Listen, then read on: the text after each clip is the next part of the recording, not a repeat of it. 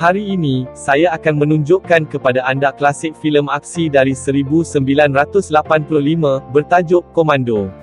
Ia adalah awal pagi di kawasan kejiranan pinggir bandar, apabila trak sampah kelihatan memandu di jalan raya, dengan dua lelaki sampah tergantung di tepinya.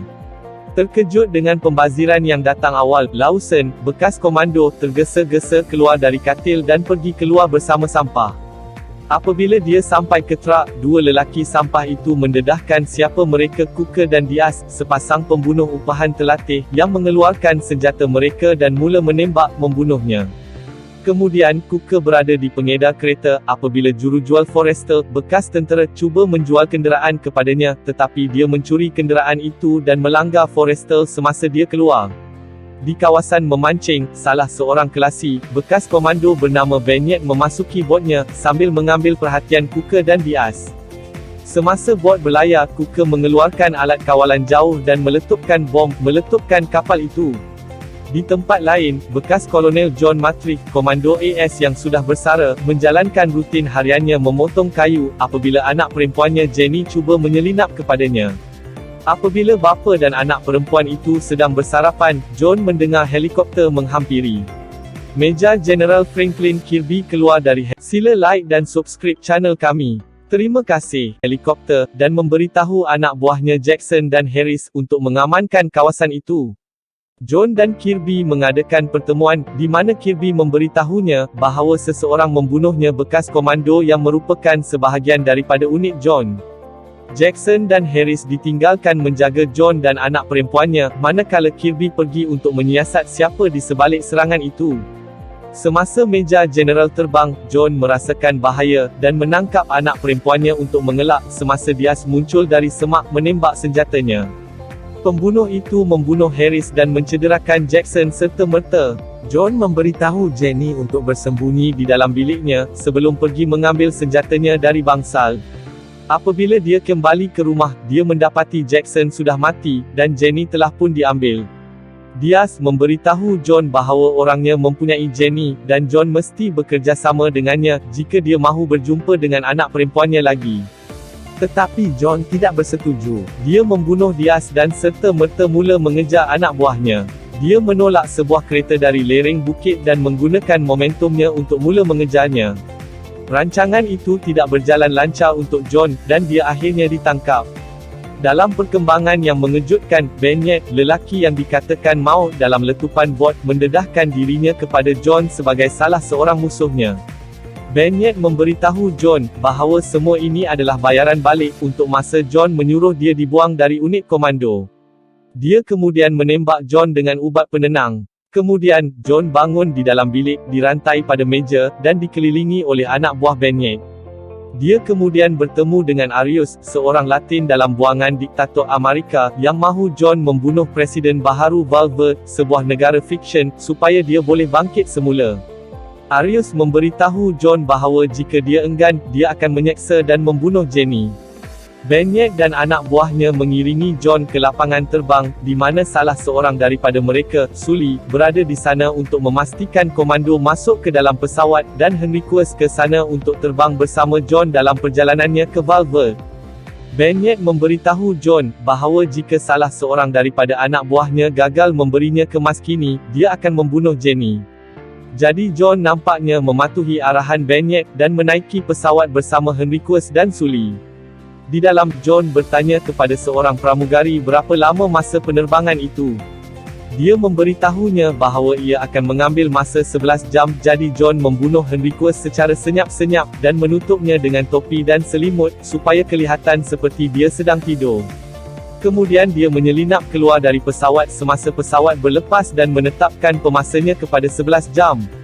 Sully, yang tidak menyedari John melarikan diri dari pesawat, menelefon Arius dan memberitahunya bahawa komando itu mematuhi arahan mereka. John kemudian mengikut seorang wanita bernama Cindy ke keretanya, menangkapnya dan meyakinkannya untuk mengikut kereta Sully. Mereka mengikutnya ke kompleks beli belah, tempat John menerangkan keadaannya kepada Cindy. Dia bertindak seperti dia mempercayainya, tetapi sebaik sahaja dia melepaskannya, dia melaporkannya kepada pengawal keselamatan pusat membeli belah. Pengawal memanggilnya penculik gila. Pengawal keselamatan memanggil sandaran, dan kumpulan pengawal itu dengan cepat berhadapan dengan John. Sully perasan Cindy, dan apabila dia mendekatinya, dia perasan komando melawan pengawal keselamatan. Dia segera berlari ke telefon berbayar, tetapi John menghalangnya daripada membuat panggilan ke Arius dengan merobek seluruh pondok telefon dari dinding. Pengawal keselamatan mengelilingi John, membenarkan Sully melarikan diri. Tetapi John melawan mereka ketika Sully sampai ke lift. Salah seorang pengawal hendak menembak John apabila Cindy, yang menyedari kesilapannya, menolaknya menuruni anak tangga. Pengawal yang cedera mengarahkannya berhenti, tetapi dia melarikan diri serta-merta menjadi pelarian. John mengejar Sully ke tempat letak kereta, dan pengejaran kaki mereka menjadi kejar mengejar kereta. Menggunakan kereta Cindy, dia mengikut Sully ke jalan raya, sebelum berhenti. Cindy, terkeliru dengan semua yang berlaku, Cindy bertanyakan beberapa soalan kepada John, semasa dia membelok berbahaya melalui lalu lintas dalam mengejar Sully.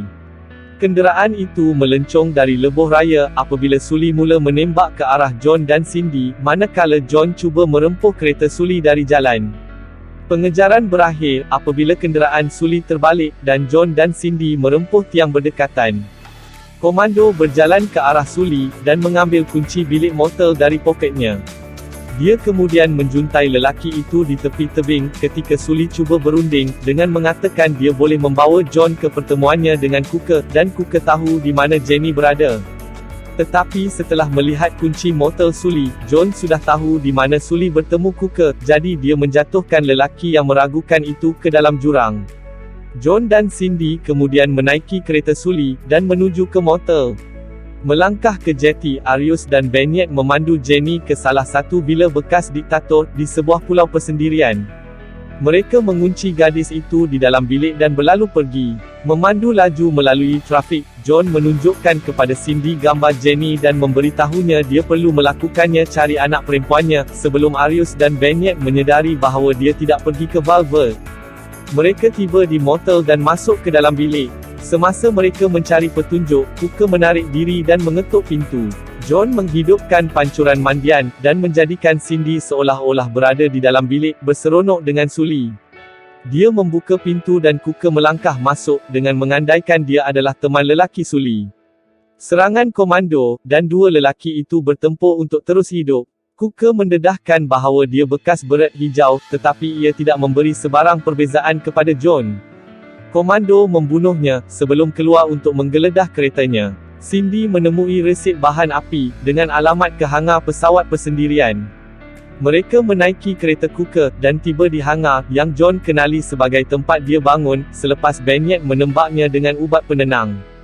John memecah masuk melalui bumbung, dan mendapati seluruh operasi tentera pemberontak Arius menyeludup senjata.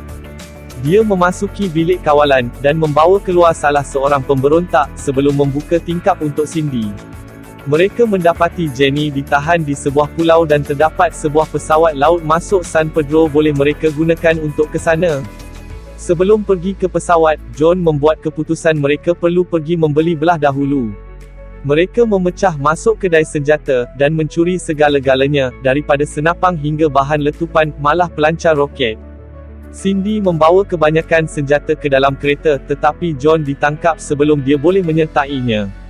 Dia mengekori kenderaan polis yang dinaikinya dan menggunakan pelancar roket untuk memecahkannya.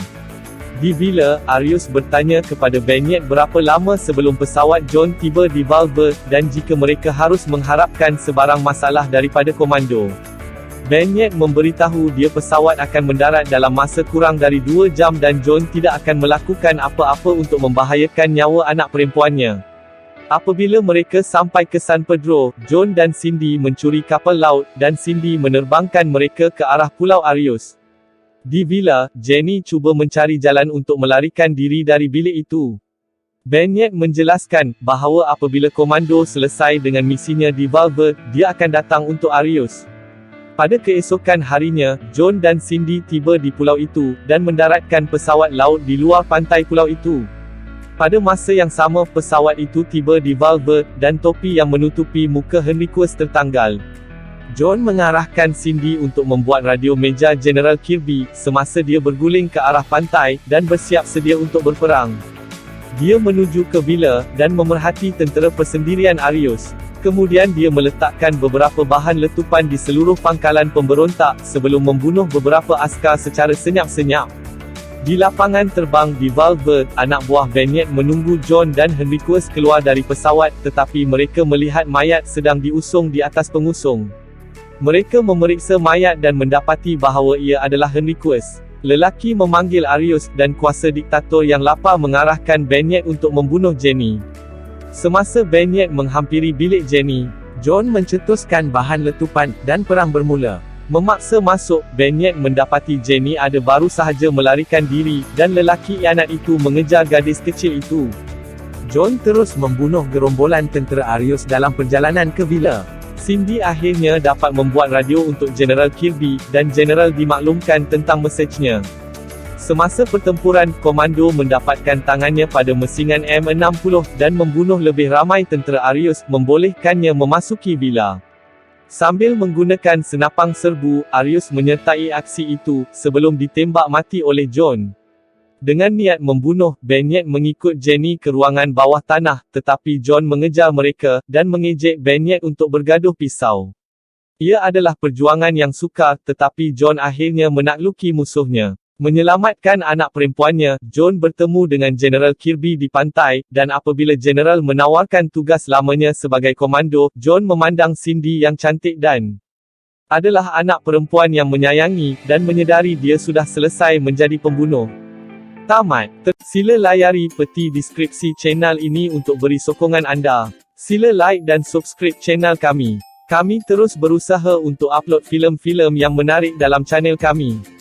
Selamat menonton dan terima kasih.